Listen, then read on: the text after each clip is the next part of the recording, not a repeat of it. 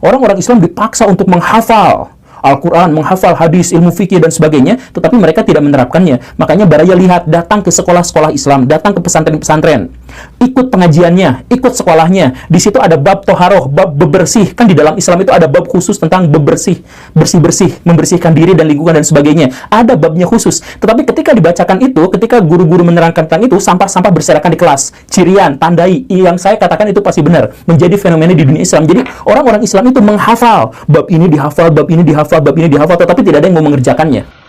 Toharo itu, pasti di kitab fikih yang namanya toharo itu, satu adalah raf'u hadas, menghilangkan hadas. Dua, izalatun najis, menghilangkan najis.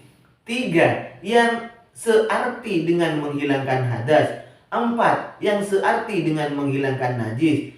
Lima, bentuknya sama dengan menghilangkan hadas, tapi bukan menghilangkan hadas, bukan searti dengan menghilangkan hadas. 6. Bentuknya sama dengan menghilangkan najis, tetapi tidak disebut menghilangkan najis dan tidak searti dengan menghilangkan najis. Itu Pak. Jadi yang namanya taharah dimanapun di kitab fikih Anda pelajari, mesti yang dibahas adalah air dan debu. Begitu loh Pak. Ya.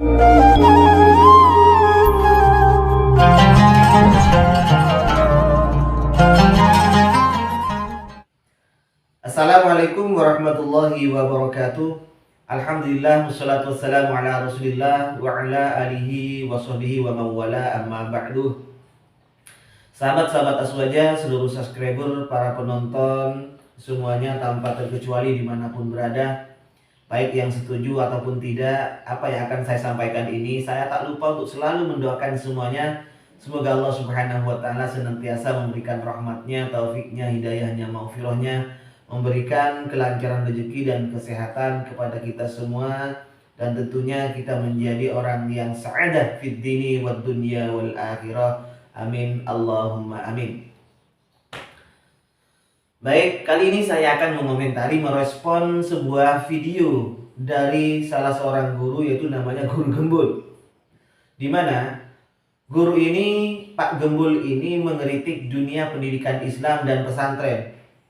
Kita umat Islam, terutama di pendidikan Islam pesantren itu dituntut untuk selalu menghafalkan materi, terus dihafalkan, tetapi tidak diamalkan, tidak dikerjakan. Ketika guru menerangkan masalah toharoh di pesantren, ustadznya menerangkan masalah toharoh, di situ pasti, silakan cek kata Pak Guru Gembul ini, pasti sampah-sampah berserakan di kelasnya. Baik, begini ya Pak Guru Gembul. Masalah kebersihan lingkungan diri dan badan kita ini Pak Gembul, itu adalah fitrah kita. Semuanya kita itu adalah butuh terhadap kebersihan baik diri dan lingkungan kita, tanpa harus adanya fatwa. Yang kedua, tentunya Pak Guru Gembul, orang yang hanya menghafal, artinya mempunyai ilmu, tetapi ilmunya itu tidak diamalkan, itu adalah al-ilmu bila amalin kasajari bila tamarin.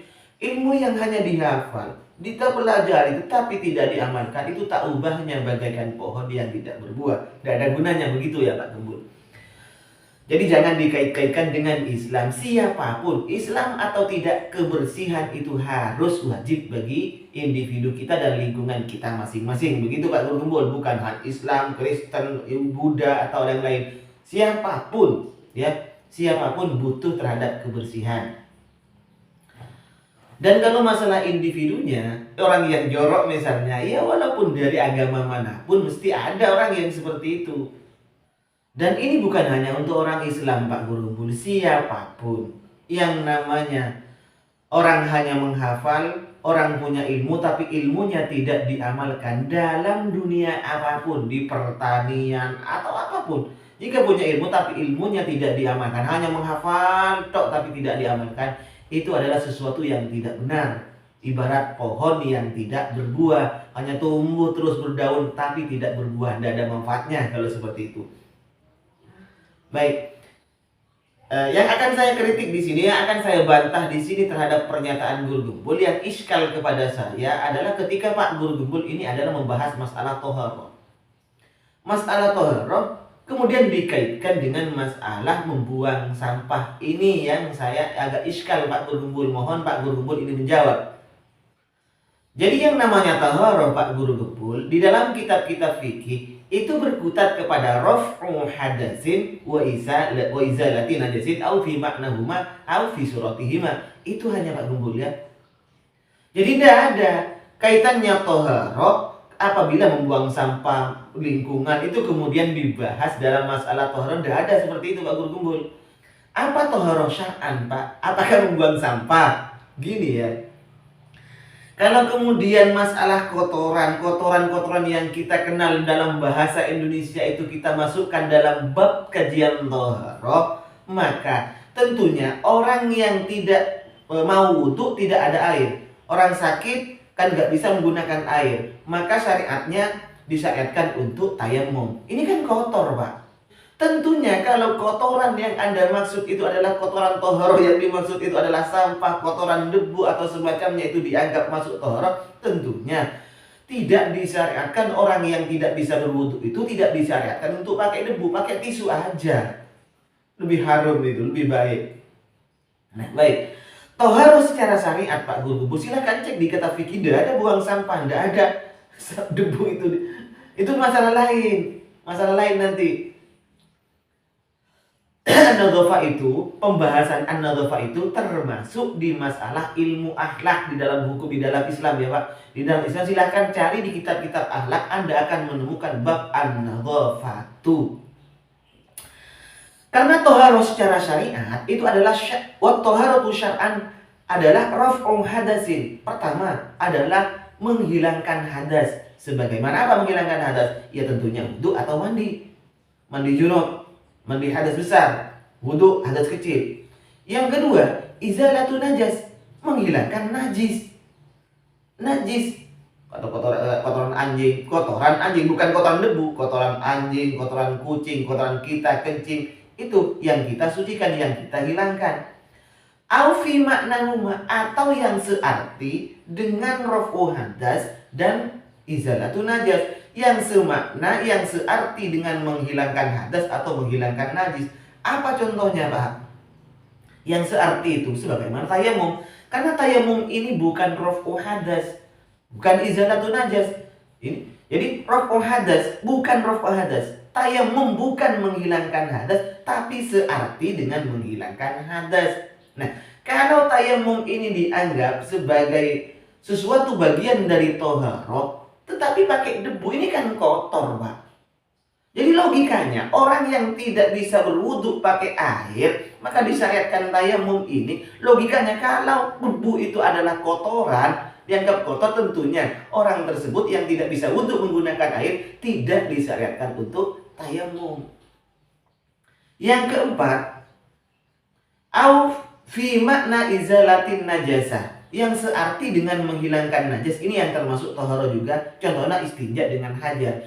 Istinja dengan hajar tidak menghilangkan najis, ya, tidak menghilangkan najis, tetapi searti dengan menghilangkan najis. Kenapa? Fa inna atharon najasah bakin, karena asar atau sisa bekas daripada kotoran itu, daripada kotoran kita itu masih tampak, masih ada sisanya, begitulah Pak.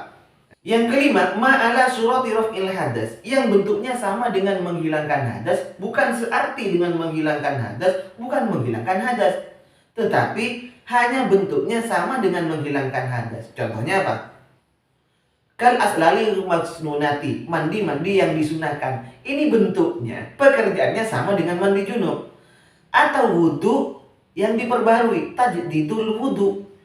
Ini bentuknya sama dengan kita wudu biasa raf'il hadas, tetapi ini bukan raf'il hadas dan bukan fi makna raf'il hadas, tetapi ala surati raf'il hadas, bentuknya sama dengan raf'il hadas. Ini yang dibahas di toharah Pak. Yang keenam, ala surati izalatin najas, bentuknya sama dengan menghilangkan najis, tetapi bukan menghilangkan najis, bukan searti dengan menghilangkan najis. Apa contohnya?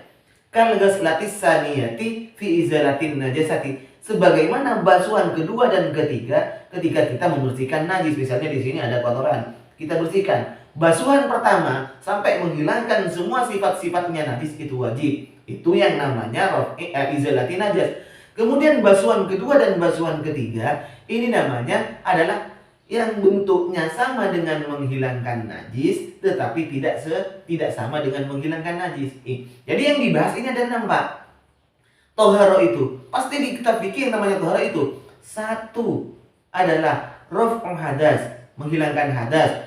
Dua, izalatun najis, menghilangkan najis. Tiga, yang searti dengan menghilangkan hadas. Empat, yang searti dengan menghilangkan najis.